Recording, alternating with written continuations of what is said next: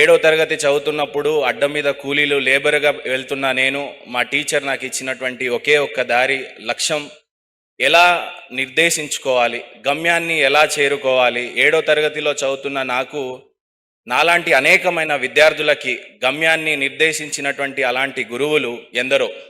మీలో కూడా చాలామంది అలాంటి గురువులు ఉన్నారని ఆశిస్తూ, అయితే నా గురువు పేరు, నా టీచర్ పేరు విద్యా పబ్లిక్ స్కూల్ అనే స్కూల్లో నా టీచర్ పేరు నాగలక్ష్మి మేడం. మీరు ఇది చూస్తున్నారేమో అని ఆశిస్తా ఉన్నాను. ఆమె maths teacher, actually Nagalakshmi teacher. Hand writing రాకపోతే కూడా అనేక సార్లు కొట్టి హ్యాండ్ రైటింగ్ నేర్పించింది. ఆ తర్వాత మా గ్రూమింగ్ అంతంత మాత్రమే ఉండేది. హెయిర్ కట్ సరిగ్గా ఉండేది కాదు, డిసిప్లిన్ సరిగ్గా ఉండేది కాదు, భాష సరిగ్గా ఉండేది కాదు, విధానాలు సరిగ్గా ఉండేది కాదు, అలవాట్లు సరిగ్గా ఉండేవి కావు.